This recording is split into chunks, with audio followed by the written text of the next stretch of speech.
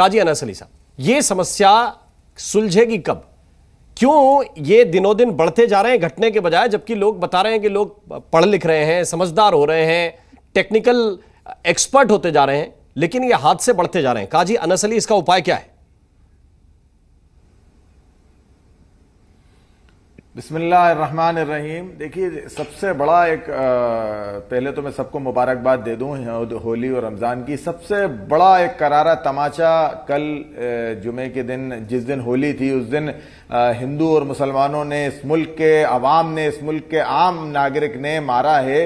वो उस नफरत भरी ताकत के ऊपर, वो नफरत फैलाने वाले लोगों के ऊपर, जो लोग नफरत फैलाना चाहते हैं उनके ऊपर। और मैं यहाँ ये कहूंगा कि ये इस वक्त डिबेट तो इस टाइप की होनी नहीं चाहिए थी कि यहां ये हो गए। भाई, जहां जहां जो गलती, अगर झारखंड की सरकार की, शासन प्रशासन की गलती है, उसको कबूल करे, एक्सेप्ट करे। बंगाल में गलती हुई है, शासन प्रशासन से चूक हुई है, उसको एक्सेप्ट करे, कबूल करे। इससे पहले भी होली और रमजान हुए, टाइमिंग में भी फर्क हुआ, मगर ये बड़ी बात है अल्हम्दुलिल्लाह कि पूरे हिंदुस्तान की आवाम ने ये बात मानी। हमारे हिंदू भाइयों को बहुत मुबारकबाद, उनको सैल्यूट करता हूं मैं कि उन्होंने इस बात को माना और किसी के डर और दबाव के बजाय उन्होंने अपने दिल की आवाज को सुना। और हमारे मुस्लिम भाइयों ने भी इस बात को कहा। और कहीं कहीं ये भी देखने को मिला कि लोग नमाज पढ़ के निकल रहे हैं तो उन्होंने कपड़ों की परवाह किए बगैर, अपने साफ सफेद कपड़ों की परवाह किए बगैर हिंदू भाइयों से गले मिले और गुलाल लगाया और होली की मुबारकबाद दी। और हमारे हिंदू भाइयों ने इससे बढ़कर ये कलम उठाया कि हमारे भाई नमाज के लिए जा रहे हैं तो उनके ऊपर फूल बरसाए।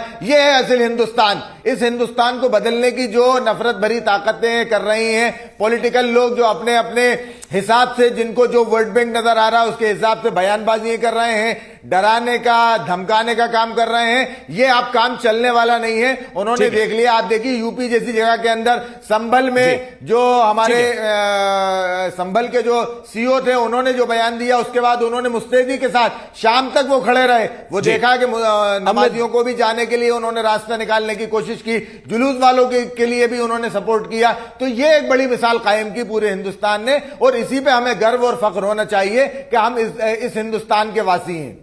ठीक है, अब मैं जुनैद खान के पास चलना चाहता हूं। जुनैद खान साहब, जरा बताइए ओवैसी जी को, बैरिस्टर साहब को, जहां हादसे हुए हैं वो जगह छोड़कर पूरा उत्तर प्रदेश क्यों नजर आ रहा है? देखिए, हादसे तो हर प्रदेश में कहीं ना कहीं छुटपुट हर जगह हुए हैं। यूपी में भी हुआ, सहारनपुर में एक जुलूस जा रहा था जिसने पत्थर मारा पुलिस वालों पर। बंगाल में भी हुआ।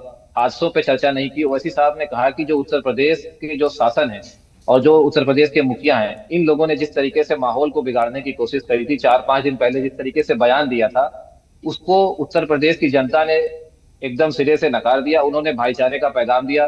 ओवैसी साहब ने यूपी को इसलिए कहा क्योंकि यूपी में शासन प्रशासन ने अपने बयानों से माहौल को गरमाया था। उसके बाद मीडिया चैनलों ने उसको उस तरीके से लोगों के सामने प्रेजेंट किया था। इस वजह से ओवैसी साहब ने उत्तर प्रदेश कौन सा माहौल गरमाया था? जो बयान आया था वही पुलिस अधिकारी जमीन पर थे, उन्हीं पुलिस कप्तान की तारीफ करते हुए वहां संभल के लोग नजर आए, इवन मुस्लिम्स। और आप कह रहे हैं कि माहौल गरमाया था। ओवैसी जी हैदराबाद में गर्माहट महसूस कर रहे हैं, संभल का मुसलमान अपनी मस्जिद में नमाज अदा करके शुक्रिया अदा कर रहा है। यह कैसी गर्माहट है जो आप तक पहुंच जाती है? अगर बयान में कोई कमी नहीं थी तो फिर वहां संभल के डीएम को क्यों ये निर्देश देना पड़ा कि उनके बिना अनुमति के लोग अब पब्लिक में, अधिकारी जो है, बयान नहीं देंगे? कुछ तो कमी थी, तभी तो उन्होंने ये निर्देश दिया। वरना तो कह देते कि बयान में कोई कमी नहीं, जो जैसा है सब सही चलने देते। अरे जुनैद खान साहब, अगर आपने नहीं सुना तो कल फिर उन्होंने बयान दिया, आज फिर उन्होंने बयान दिया, रोज बयान दे रहे हैं। लेकिन मसला यह है कि आपको गर्माहट वहां महसूस हो रही है क्योंकि आपको लग रहा है कि कुछ फसाद के लिए पॉइंट नहीं मिल रहा है। तो ठीक है, हैदराबाद से अब कुछ निकलेगा कुछ। भाई मैं बता रहा हूं ना, संभल में जब जुमे की नमाज हुई, हमारे रिपोर्टर वहीं थे, उन्होंने पूछा कि भाई पुलिस का इंतजाम कैसा है?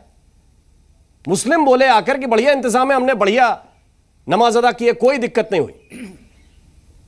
देखिए, इंतजाम पे सवाल नहीं उठा रहे हैं, जो बयानबाजी हुई मैं उसकी बात कर रहा हूं। जो डीएम के निर्देश के बाद सीओ साहब का बयान है, आप उसे देख लीजिए और उससे पहले का देख लीजिए। दोनों की बॉडी लैंग्वेज और शब्द का जो चयन किया गया, उससे आपको पता चल जाएगा कि क्या फर्क हुआ डीएम साहब के निर्देश के बाद। ठीक है, अब मुझे चलना पड़ेगा। मेरे साथ इस वक्त प्रवेश चौधरी जी हैं। प्रवेश चौधरी जी, क्या क्या इंतजाम ओवैसी साहब को यहां पर नजर नहीं आ रहे, जो बंगाल में बेहतर हैं, जो झारखंड में बेहतर हैं?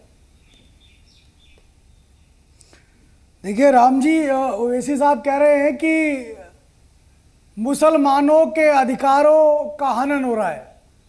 अरे मुसलमानों के अधिकारों को कौन सा हनन हो रहा भाई? ये इस देश का सारा हिंदू समाज जानता था कि अयोध्या में प्रभु राम का जन्म हुआ है, उसके लिए भी कोर्ट में जाना पड़ा। मथुरा के अंदर सब जानते हैं भगवान कृष्ण का जन्म हुआ, फिर भी कोर्ट में जाना पड़ा। काशी में सबको मालूम है भगवान शिव की धरती है, फिर भी कोर्ट में जाना पड़ रहा है। तो भैया पूरे अधिकार तो मुसलमानों के ही है, इसमें हिंदू की क्या बात हो रही है? अरे हिंदू को तो अपने अधिकारों के लिए कोर्ट में जाना पड़ रहा है, कोर्ट में लड़ना पड़ रहा है, जो सड़क पे आंदोलन करना पड़ रहा है। इसका मतलब पूरी अगर मौज ले रहे हैं तो इस देश में तथाकथित अल्पसंख्यक और जिनकी नेतागिरी कर रहे हैं हमारे ओवैसी साहब, वो कर रहे हैं। दूसरी चीज, वो कहते हैं पाकिस्तान वो चले गए जो कायर थे। अरे भैया, इस देश के हिंदू समाज ने आपको पाकिस्तान जाने के लिए नहीं कहा था, ये इस देश के कट्टरवादी मुसलमान धड़े ने मांग करी थी कि हमको एक हिस्सा दे दो, और भारत ने हिस्सा दे दिया। भारत के हिंदू समाज ने आपको फूल मालाएं चढ़ा करके आपको भेजा पाकिस्तान, लेकिन आपने तो वहां से हमारा क्या हाल करके भेजा, ये तो देश जानता है, इतिहास जानता है जी। इसलिए अधिकारों का रोना रोना, विक्टिम कार्ड का रोना रोना, ये बंद करिए।